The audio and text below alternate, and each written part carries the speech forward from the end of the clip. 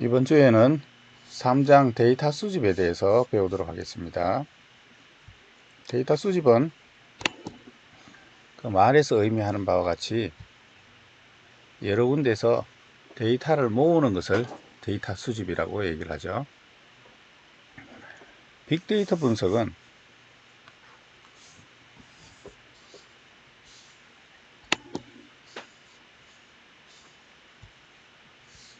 빅데이터 분석은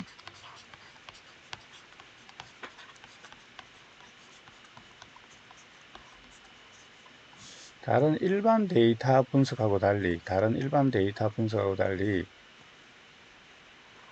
빅데이터, 다시 말하면 홈페이지라든가 신문이라든가 혹은 소셜미디어에서 나오는 SNS 혹은 어떤 각종 사이트의 사용자 리뷰, 이런 홈페이지나 SNS나 텍스트 형태로 존재하는 신문 기사나 혹은 책이나 이런 데 존재하는 사용자들이 직접 생산한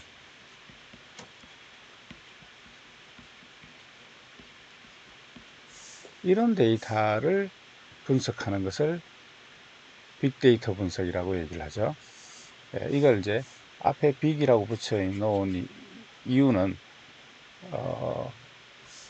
웹사이트라든가 SNS라든가 이런 데 나오는 데이터량이 많기도 하지만 여기 있는 데이터는 우리가 회원관리,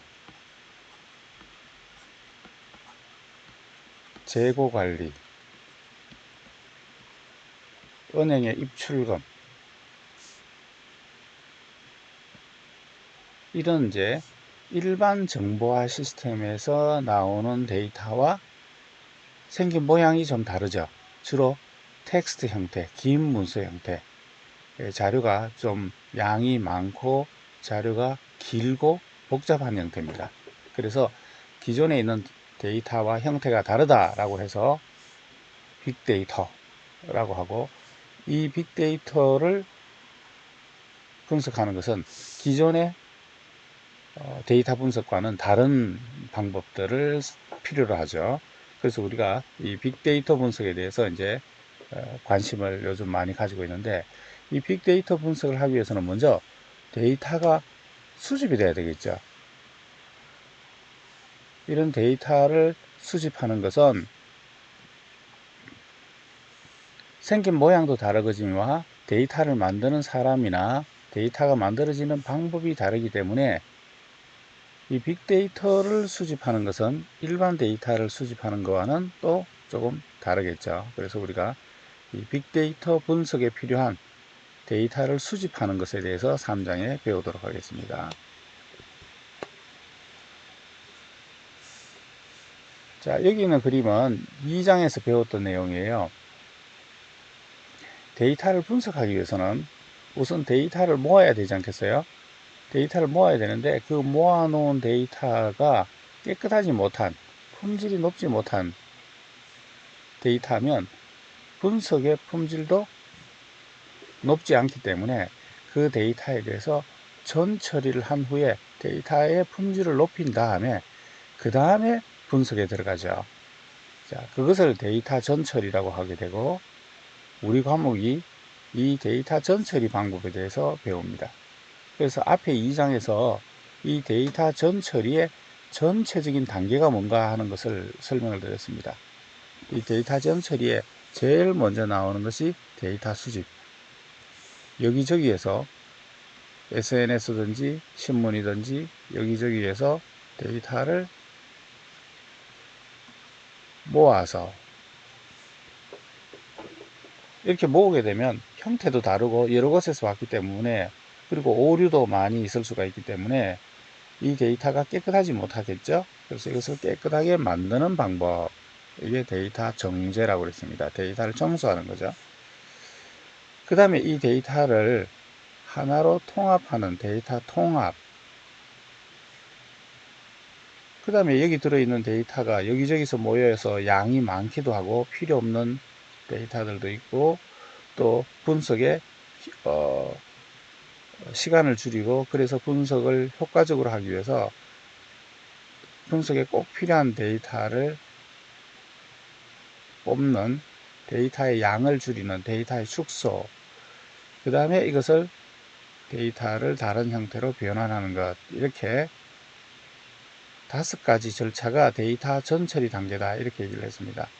그 데이터 전처리 단계 중에서 제일 먼저 나오는 데이터 수집, 이것을 이제 3장에서 배우시게 되고, 그 다음에 데이터 정제, 데이터 통합, 데이터 축소, 데이터 변환을 각각 하나의 챕터로 이제 배우시게 됩니다. 그래서 3장의 첫 번째로 데이터 수집에 대해서 제일 먼저 배우시게 되는 겁니다. 이 3장에는 다음과 같은 내용으로 우리가 배우게 될 겁니다. 먼저 데이터 수집이라고 하는 것은 뭐냐라고 하는 것에 대한 개요에 대해서 배우시게 되고, 그 다음에 수집하게 되는 그 데이터의 종류라든가 데이터를 한번 분류해 보는 것을 배우게 됩니다. 그 다음에 그 데이터를 수집하는 절차, 그리고 수집 방법, 이런 이제 내용을 3장의 데이터 수집에서 배우시게 되겠습니다. 자, 제일 먼저 데이터 수집이란 뭐냐? 데이터 수집에서 고려해야 될 내용, 데이터 수집이라고 하는 것이 무엇이냐 하는 것에 대해서 맨 먼저 배우도록 하겠습니다.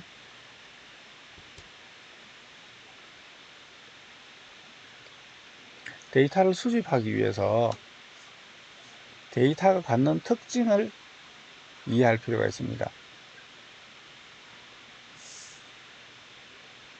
데이터가 어떤 특징을 갖느냐라고 하는 것을 알아야 그 데이터를 어떻게 수집할 것인가, 수집할 때 무엇을 고려해야 되는가 라고 하는 것을 우리가 결정할 수 있고 수집을 잘 할 수가 있거든요.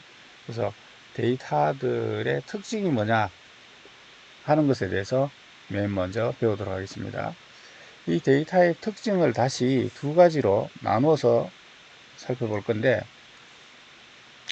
일반적으로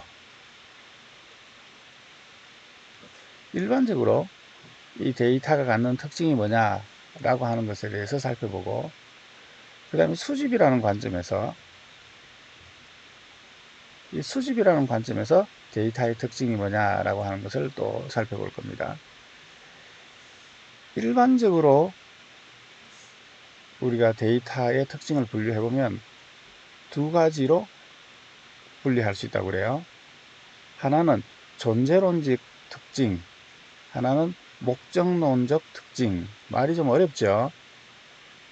예, 뒤에 자세하게 배우게 될 겁니다만, 이 데이터의 특징을 우리가 분류를 할 때 그 데이터가 어떻게 존재하느냐, 그 데이터가 존재하는 형태, 쉽게 얘기하면 데이터가 생긴 모양, 존재하는 형태, 표현된 형태, 생긴 모양으로 이제 우리가 분류를 해볼 수가 있겠고, 또 하나는 그 데이터를 저장하고 활용하는 목적이 뭐냐, 어디에 활용하느냐, 사용자의 의견을 조사하기 위해서 하는 거냐, 아니면 매출을 예상하기 위한 거냐, 정치적 성향을 파악하기 위한 거냐, 그 데이터를 어디에 활용, 어떤 목적으로 사용하느냐에 따라서 이 데이터의 특징이 달라질 수 있습니다. 그래서 데이터의 존재론적 특징, 목적론적 특징, 이렇게 2가지의 일반적인 데이터의 특징을 한번 살펴보려고 합니다. 자, 우선 이제 첫 번째로 데이터의 특징을 나눌 때 그 데이터가 어떻게 존재하느냐, 이 존재론적 특징으로 데이터를 구분해 볼 수 있습니다. 존재론적 특징이라고 하는 것은 그 데이터가 어떻게 존재하느냐, 존재하는 형태, 존재하는 형태에 따른 특징을 존재론적 특징이라고 하는데, 이것은 두 가지 종류로 구분을 해볼 수 있습니다. 정성적인 데이터와 정량적인 데이터, 이렇게 둘로 구분을 해볼 수가 있습니다. 앞에서 데이터를 분류할 때 정성적인 데이터와 정량적인 데이터, 이렇게 두 가지 종류의 데이터에 대해서 분류를 해봤었죠. 예. 정량적인 데이터라고 하는 것은 데이터의 양을 표현한 것을 정량적인 데이터다, 이렇게 얘기하고, 정성적인 데이터라고 하는 것은 주관적인 어떤 숫자로 표현하기 어려운 그런 주관적인 그런 값들을 정성적인 데이터다, 이렇게 불렀습니다. 이 정성적인 데이터가 갖는 특징이 있고 정량적인 데이터가 갖는 특징이 있습니다. 그렇기 때문에 여러분들이 이 특징을 이해해야 수집할 때 정성적인 데이터는 이런 특징이 있으니까 이렇게 수집하고, 정량적인 데이터는 이런 특징이 있으니까 이렇게 수집하고, 이렇게 우리가 그 데이터의 특징에 맞춰서 수집할 수가 있겠죠. 그래서 데이터의 정성적인 데이터와 정량적인 데이터가 어떤 특징이 있는가 하는 것에 대해서 이제 이 아래 표에서 요약을 해주고 있습니다. 자, 정성적인 데이터라고 하면 양으로 표현할 수 없는 어떤 성질, 주관적인 어떤 성질, 어떤 의미, 이런 것들을 표현한 겁니다. 그래서 데이터가 어떤 하나의 함축된 어떤 정보를 가지고 있는, 함축된 어떤 의미, 정보를 가지고 있는 이런 형태의 데이터를 정성적 데이터다, 이렇게 부릅니다. 위에 얘가 있네요. 환율이 내리고 있습니다. 한국 돈과 달러 사이에 환율이 내리고 있으면 수출하는 단가가 한국 돈은 가만히 똑같은 금액이지만 환율이 내리고 있으면 수출하는 단가가 낮아지는 효과가 있죠. 그렇기 때문에 환율이 내리고 있어서 원래 목표한 수출 목표가 조기에 달성할 것으로 가능해 보인다 라고 하는 이 문장은 어떤 특별한 양을 나타내는 것이 아니라 어떤 의미, 어떤 정보를 전달하고 있죠. 이런 형태의 데이터를 정성적 데이터다, 이렇게 얘기합니다. 이 정성적 데이터는 어떤 양이나 숫자나 간단한 문자, 이런 형태로 표현하기가 좀 어려운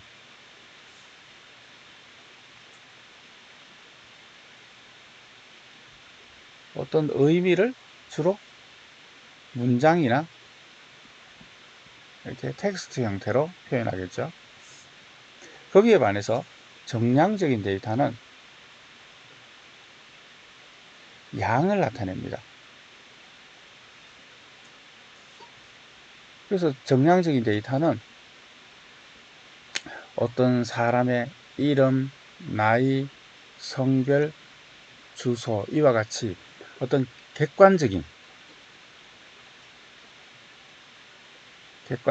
어떤 값이나 숫자나 문자로 나타낼 수 있는 이런 형태의 데이터가 정량적 데이터입니다.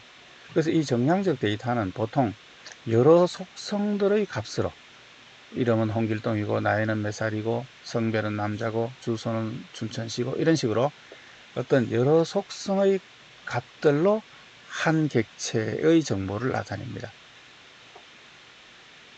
쉽게 얘기해서 이 정량적인 데이터는 주로 간단한 형태의 표 형태로 데이터가 표현이 됩니다. 사람의 이름, 나이, 주소, 이런 식으로.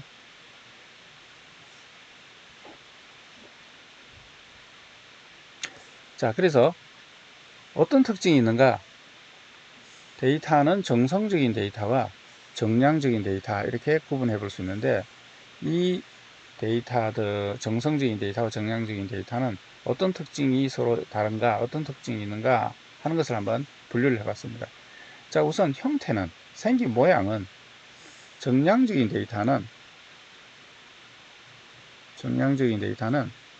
정형적인 형태를 가지고 있다. 이 정형적인 형태라고 하는 것은 뭐냐면 형태가 정해져 있다, 이런 뜻입니다. 영어로는 formatted data 이렇게 이야기합니다. 형태가 formatted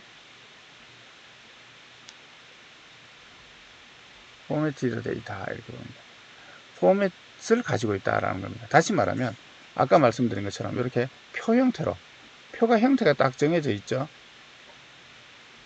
맨 앞에는 사람의 이름이 있고, 그 다음에 나이가 있고, 뭐 키, 몸무게, 주소 이런 등등의 이 각각의 데이터들이 형태를 가지고 있죠.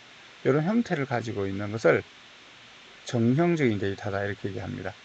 그래서 이 정량적인 데이터들은 이 어떤 데이터에 대해서 속성의 값들을 숫자나 문자로 딱 이렇게 표현하다 보니까 그거에 형태가 있는 틀에서 표현하기가 좋아요.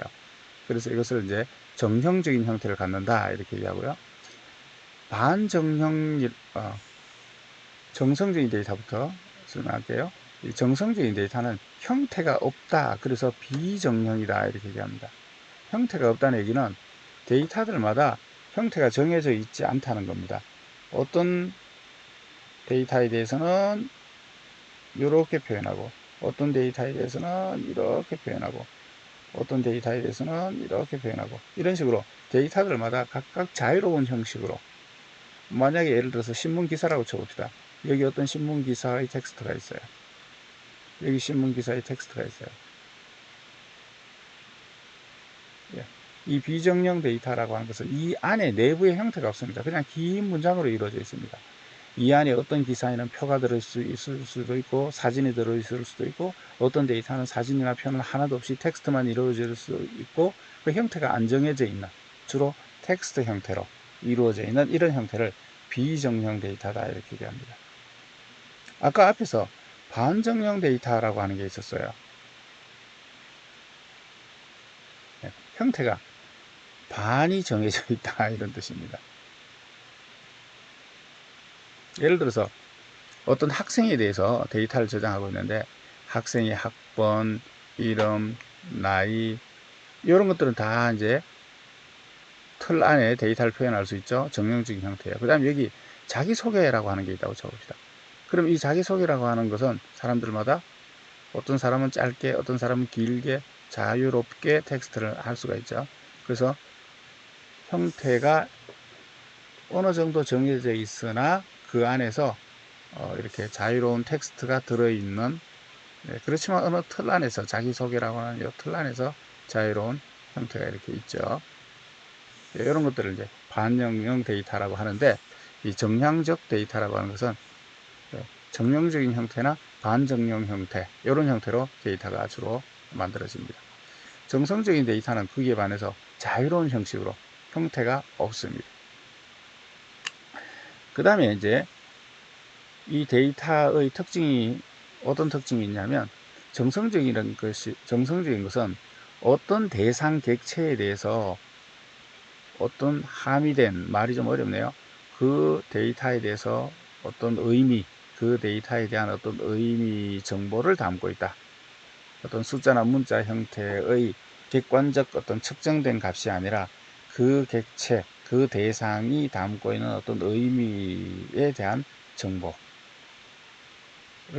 담고 있는 것이 정성적인 것이고, 정량적인 것이라고 하는 것은 어떤 주어진 여러 속성들, 각 속성에 맞춰서 숫자나 문자 형태, 이 속성의 값들로 데이터를 표현을 하는, 이게 이제 정량적 데이터입니다. 이 데이터를 표현하는 데 사용되는 구성은 보시게 되면 주로 말로, 어떤 문자나 말로, 문장으로 이렇게 자유로운 텍스트 형태로 쓰여져 있는 것이 정성적 데이터고, 정량적 데이터는 숫자나 어떤 문자나 혹은 이제 어떤 도형이나 어떤 수식이나 기호나 이렇게 딱 정해져 있는 어떤 틀에 맞춰서 숫자나 문자, 간단한 형태의 문자로 이루어져 있는 이런 것이 이제 정량적 데이터입니다. 그 다음에 이 데이터가 저장되는 형태, 이 데이터가 어떻게 저장되는가, 데이터가 저장되는 형태를 보시게 되면 주로 이 정성적 데이터는 긴 텍스트로 이루어져 있기 때문에 텍스트 형태의 파일에, 하나의 파일에 문서나 문장이나 텍스트가 저장됩니다. 혹은 어떤 웹페이지에 이런 텍스트가 존재할 수 있죠. 정량적 데이터는 딱 이렇게 표 형태로 되어 있기 때문에 우리 엑셀과 같은 스프레드시트는 엑셀처럼 표 형태의 데이터를 우리가 작성하고 다룰 때 우리가 엑셀을 사용하죠.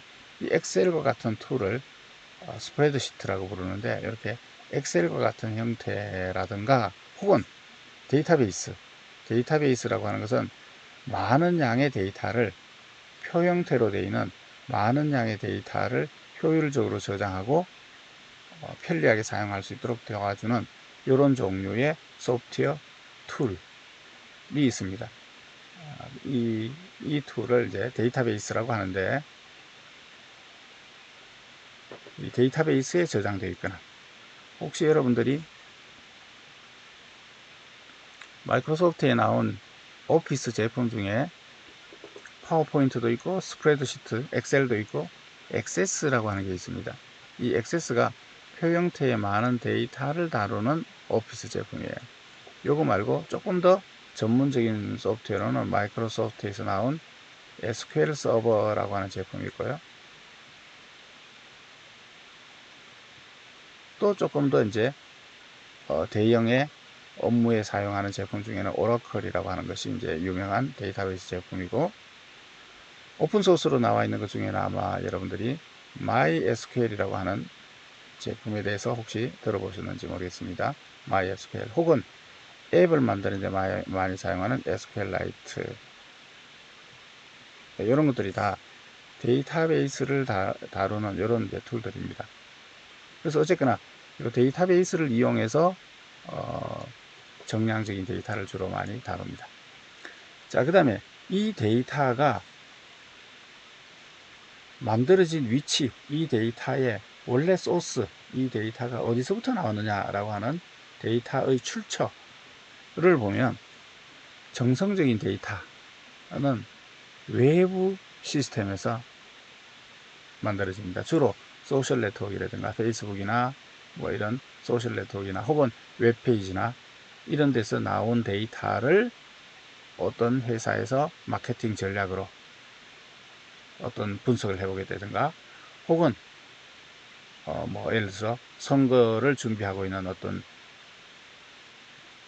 선거 사무실에서 사람들이 어떤 의견을 주로 주고받고 있는가 라고 하는 것을 분석을 해서 선거 전략에 사용한다든가, 그래서 자기들이 내부적으로 가지고 있는 데이터가 아니고 밖에 있는 소셜 네트워크에 있는 이 데이터를 분석해서 뭔가 한번 동향을 파악해보자. 자기들의 데이터, 내부적인 데이터가 아니죠. 그래서 데이터가 이제 주로 외부에 있는 이 데이터를 분석하는 것이 정성적인 거고, 정량적인 데이터는 주로 내부에서 가지고 있습니다. 예를 들어서 우리 학교의 학생들의 인적 데이터, 뭐 우리 회사가 가지고 있는 인사 데이터, 우리 은행의 고객들의 입출금 내역, 그래서 내부 시스템에 이 데이터가 유지되고 주로 DBMS라고 하는 데이터베이스 소프트웨어 안에 관리되는 이런 형태로 존재하는 경우가 많이 있습니다. 자, 그래서 어쨌거나 이 데이터가 어떤 형태로 어떻게 존재하느냐에 따라서 정성적인 데이터, 정량적인 데이터 이렇게 나누고, 그러면 이제 수집할 때도 정성적인 데이터를 수집하는 방법과 정량적인 데이터를 수집하는 방법이 달라지겠죠. 그래서 이 데이터의 특징 중에서 정성적이냐 정량적인 거냐 하는 것에 대해서 한번 그 특징을 한번 살펴봤습니다. 요거는 이제 데이터의 특징 중에서 데이터가 어떻게 존재하느냐라고 하는 그 존재 형태, 존재론적인 특징이다 이렇게 했고요. 뒤에 가보시게 되면 목적론적 특징 이렇게 되어 있습니다. 말이 상당히 어려워서 아마 여러분들이 좀 이해하기가 좀 이제 거북스러울 수 있겠는데요. 이 데이터를 어떤 목적으로 사용하느냐, 어떤 서비스, 어떤 용도로 사용하느냐에 따라서 이제 그 특징을 이제 나눠보겠다라고 하는 겁니다.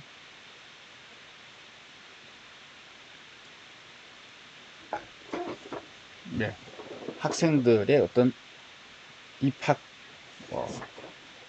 성적의 변화, 혹은 정치적 성향의 변화, 혹은 어떤 고객들의 구매 패턴의 변화, 이걸 이제 어떤 목적으로 이용하겠는가라고 하는 이제 목적론적 관점에서의 특징.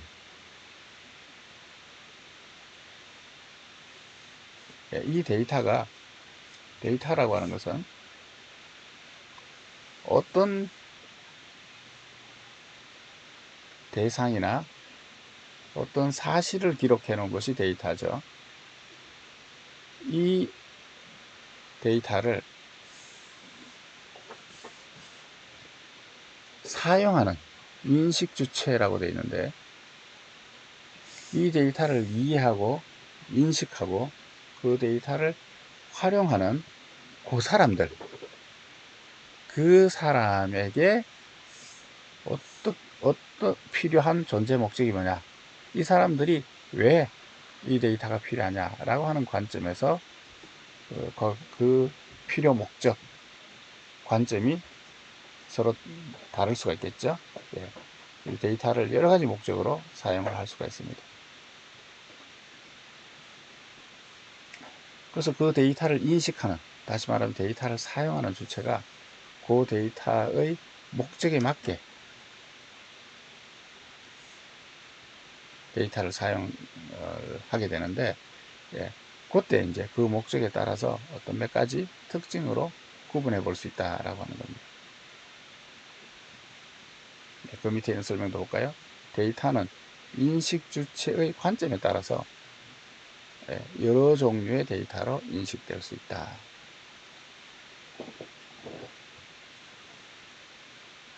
그 데이터를 어떻게 인식하느냐, 어떻게 활용하느냐, 어떤 목적으로 사용하느냐에 따라서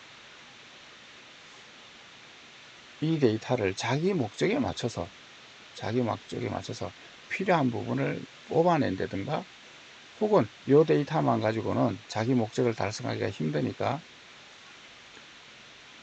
다른 데이터를 좀 더 추가해서 다른 데이터와 결합해서 데이터를 활용한다든가, 이런 이제 형태로 이 데이터를 사용을 하게 됩니다.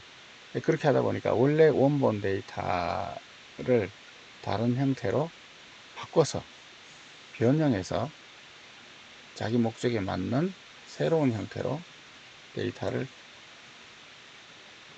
변환해서 새로운 데이터가 생성됩니다. 이런 새로운 데이터를 이제 자기 목적에 맞춰서 수집하게 되는 거죠. 자, 그렇게 하다 보니까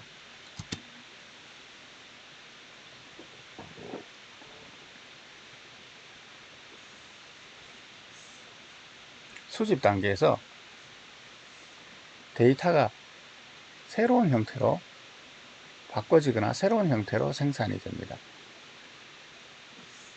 자, 그래서 이 데이터 수집 과정에서 자기 목적에 맞게 데이터를 활용하기 위해서 데이터를 재생산하는 과정이 데이터 수집 단계에서 발생하게 됩니다. 이런 재생산이라고 하는 것은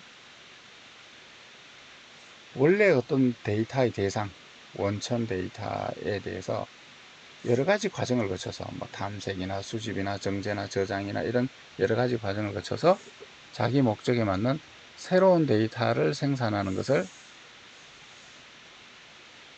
재생산이다, 이렇게 얘기합니다. 자, 이렇게 목적에 맞춰서 데이터를 재생산하기 때문에 원래 있던 데이터하고 재생산 데이터하고 사이에 어떤 관계가 있는가 하는 것을 이제 고려해 볼 필요가 있다라고 하는 거예요. 어떤 관계가 있다 라고 우리가 그 관계를 생각해야 되냐면, 재생산된 데이터가 가역적이냐 불가역적이냐 이렇게 구분해 볼 수 있다는 겁니다. 이것도 역시 말이 좀 어렵네요. 가역적이다 라고 하는 말은 반대로 역으로 만들 수 있느냐, 그것이 가능하냐, 그래서 이걸 가역적이다 이렇게 불렀고, 불가역적이라고 하는 것은 반대로 되돌아가는 것이 가능하지 않다 해서 불가역적 데이터, 불가역 이렇게 이제 표현한 겁니다. 말이 좀 어렵습니다만, 되돌릴 수 있느냐, 돌아갈 수 있느냐 없느냐 이렇게 이제 분류를 한 거라고 간단히 생각하시면 되겠습니다. 자, 원래 어떤 이제 대상들이 있었는데, 이 대상들이 내가 분석하고자 하는, 내가 이용하고자 하는 어떤 목적에 맞춰서 그대로 그 데이터를 가져와서는 의미가 없을 것 같고, 이거를 다른 형태로 혹은 다른 것과 합쳐서 이렇게 변환해서 가지고 와야 되겠다.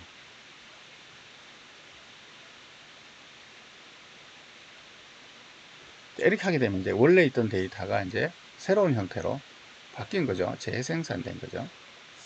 이 재생산된 데이터로부터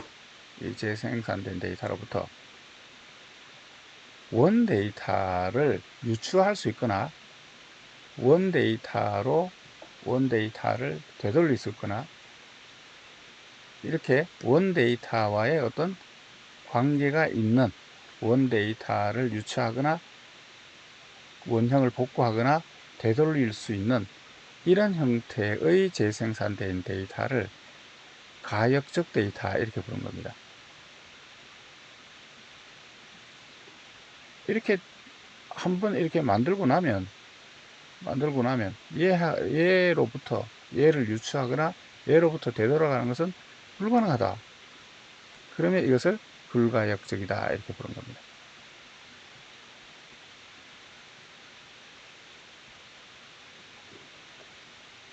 그래서 목적론적 특징은 이렇게 두 가지로, 가역적인 특징을 갖느냐 불가역적 특징을 갖느냐, 이렇게 둘로 구분을 해볼 수 있다라고 하는 겁니다.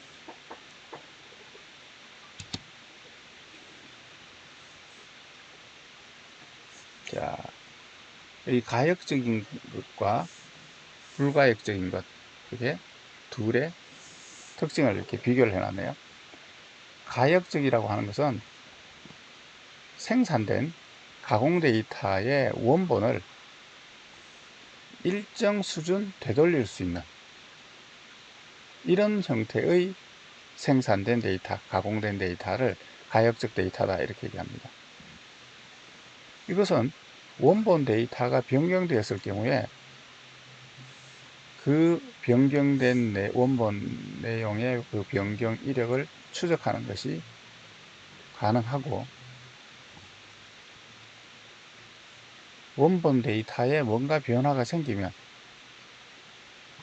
이 재생산된 새로운 데이터에도 그것이 반영되거나 남아있는 이런 그 원본 데이터와 생산된 데이터가 되돌릴 수 있거나 어느 정도의 상관관계가 있는, 서로 영향을 주는 이런 데이터를 가역적 데이터 이렇게 얘기하고요.